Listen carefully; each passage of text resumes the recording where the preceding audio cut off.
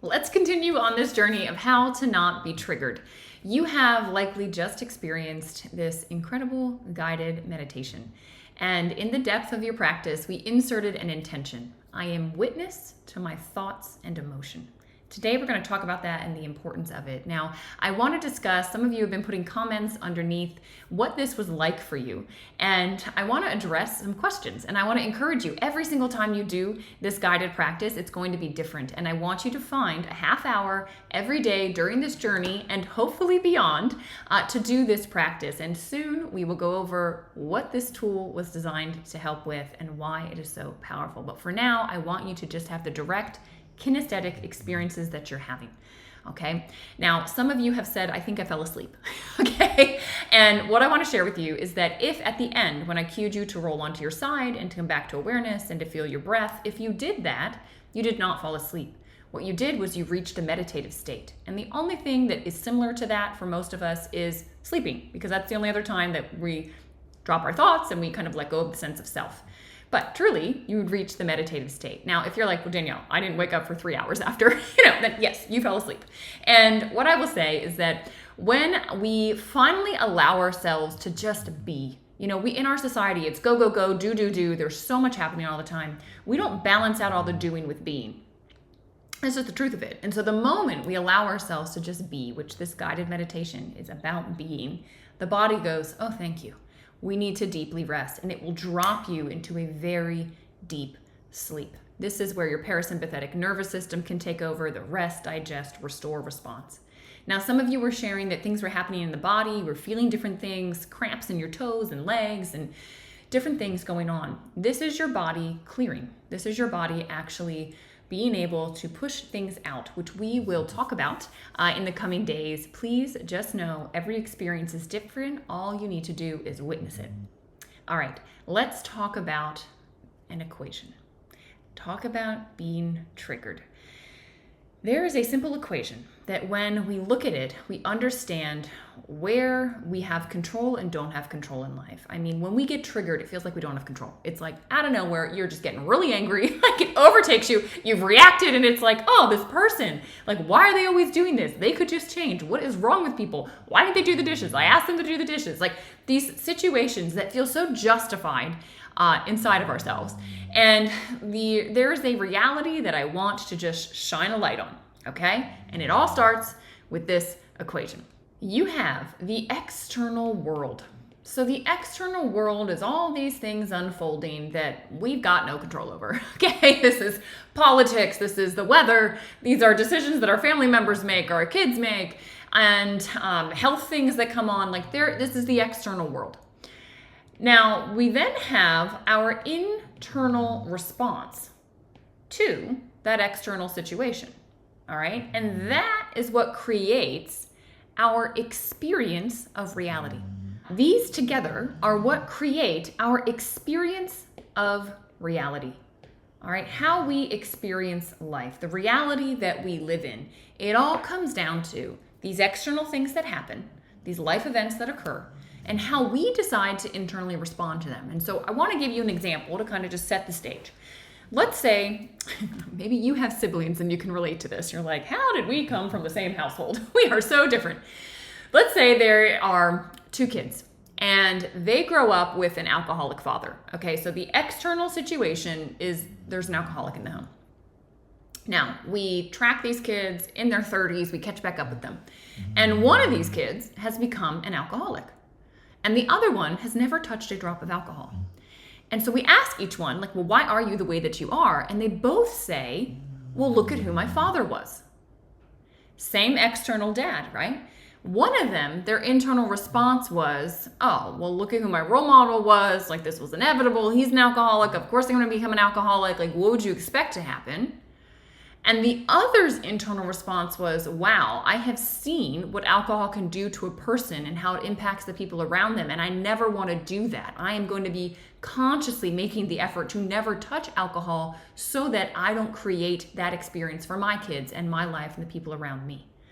Right? Same external situation, completely, vastly different internal responses. And so their experience of life is vastly different. Okay? Where do we have control in life? we have control over this, over our internal response. All right. A lot of us look at and we try to control the external world. We try and tell people, don't talk about that subject. It disturbs me, or please, you need to do these things, or you need to clean up in this way, or stuff has to look just right so that I feel comfortable, so that I feel okay. And the reality is, when we put all of our effort into trying to control the external world, we are depleting our energy. We are stressing ourselves out over things that ultimately, at the end of the day, we actually don't have control over. Despite as hard as we try, we don't. And so what we do have control over, where we should spend our energy, is looking at, well, what is my internal response? And how is that playing into my experience of life? All right, I know that I, for one, experienced this after my car accident when my neurologist told me a year in, Danielle, your body's done the healing that you're going to do. This is your new normal. You need to just accept this and move on. Talk about being smacked in the face with an external reality. Up to that point, my internal response had been, this isn't fair. This shouldn't have happened to me. I didn't deserve this. And I felt like a victim. I felt like, well, there's nothing I can do here. I tried my best to get better, but I wasn't even getting better. Now I was being told this is permanent. You're always going to have these migraines and feel this way. And I had a moment during this process where I said, okay, well, my internal world right now, my experience of life is terrible. I am depressed. I am anxious. I'm having panic attacks. This is not a life I want to live. And despite my trying my best and the people around me trying their best, I couldn't shift this external thing. It wouldn't budge. Okay? So it forced me to go, well, what can I control? And I realized I don't actually have to listen to my thoughts.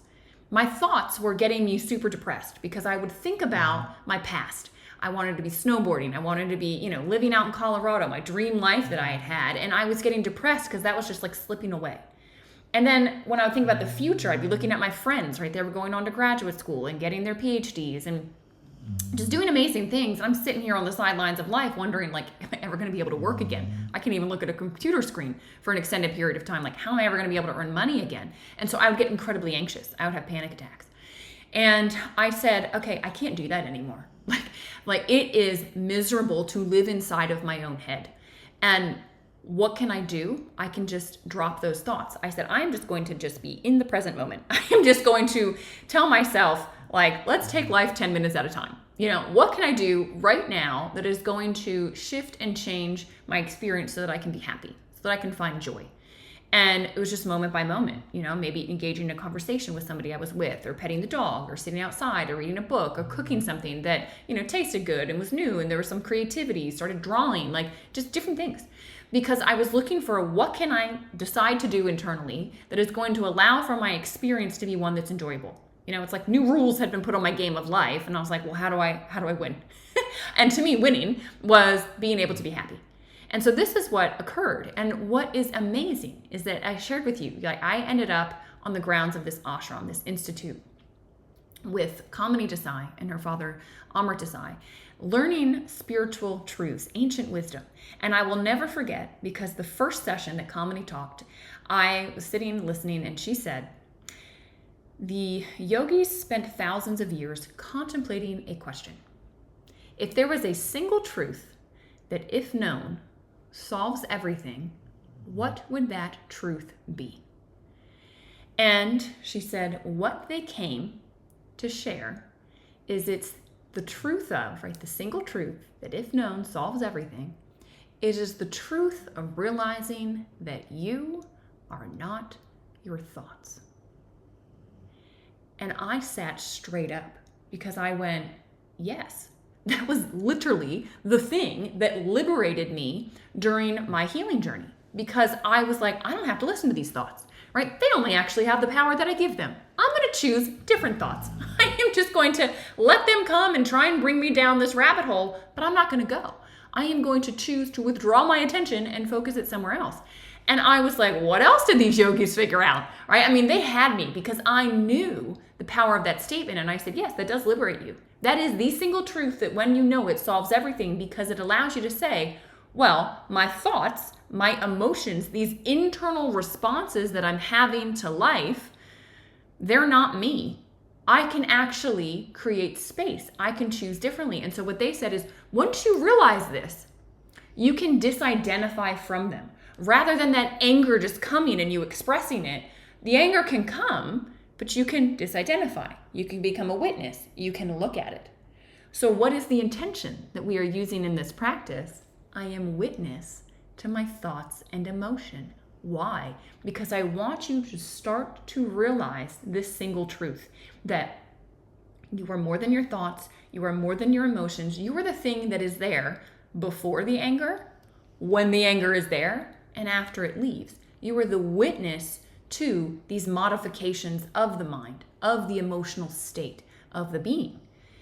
And when you realize this, you can then create space, you can disidentify, and you can go, wow, I am unconsciously and automatically responding in ways typically, and it's like the response has already come out of me before I even really know what hit me, right? I'm going off about the dishes before I even really, like, why am I going off about the dishes? And we're going to talk tomorrow more about how do you discover and start to see these unconscious and automatic responses, because we want to start to realize that's not me. I don't have to be that way. I can choose differently. Now, in the meantime, continue with this guided practice. Continue inserting this intention. I think about intentions when you put them into the depth of a practice, when you're in the meditative state. It's kind of like Inception. You guys remember that movie? Where it's like they put things into the dream state that then would manifest? It's the same with intention.